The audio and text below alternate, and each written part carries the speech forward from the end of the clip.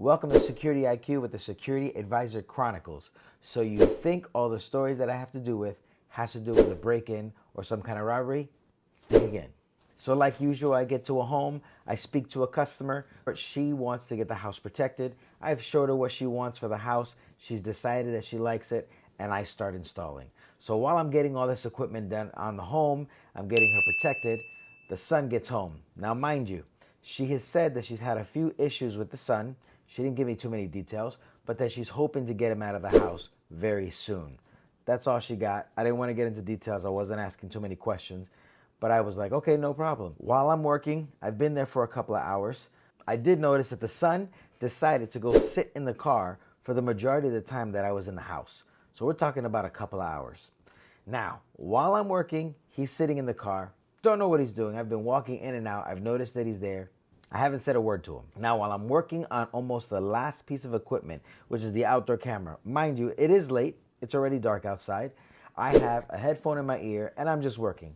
I notice the son come into the house. He has been screaming. He actually screamed about 2 times before this. He says, "Why the blank is this guy still here?" So he's actually saying this out loud.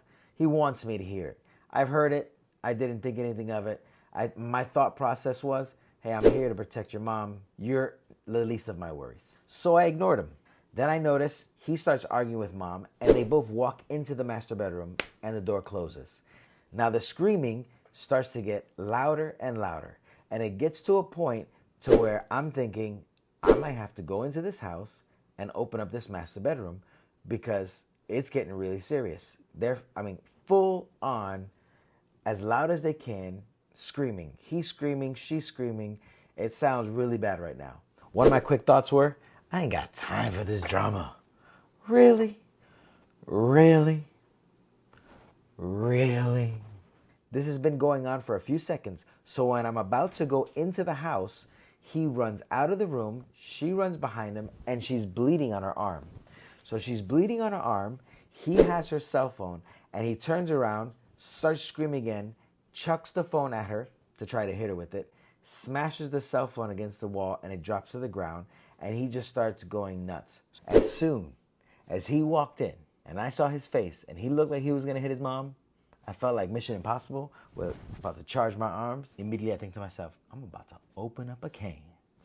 So I open the door, I step up, I get in between her and the son. Now we're kind of pretty much the same height. I'm not a tall guy, 5'6", 5'7".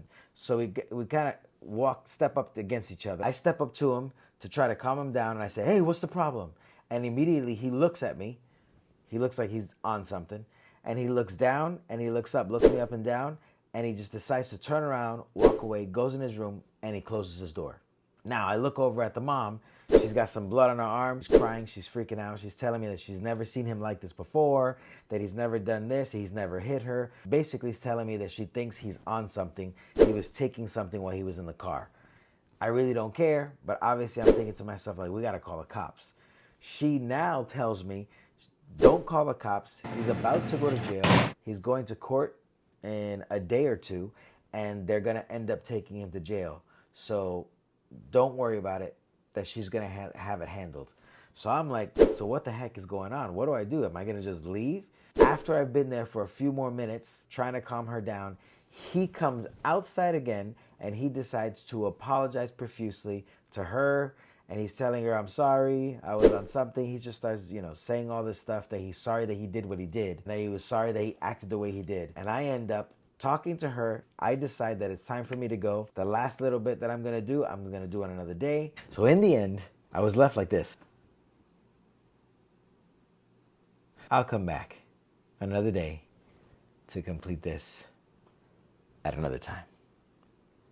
All right. Bye, guys. And that was a day in the life of a security advisor.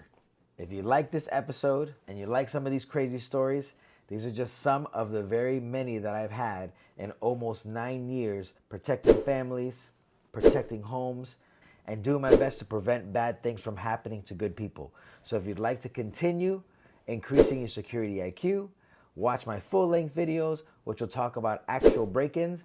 And if you would like to continue watching these, again, these are Security Advisor Chronicles, talking about the life of a security advisor and the things that I've gone through in these last 9 years. I thought I was going to be able to test out some jiu-jitsu skills I saw on Instagram. It is time.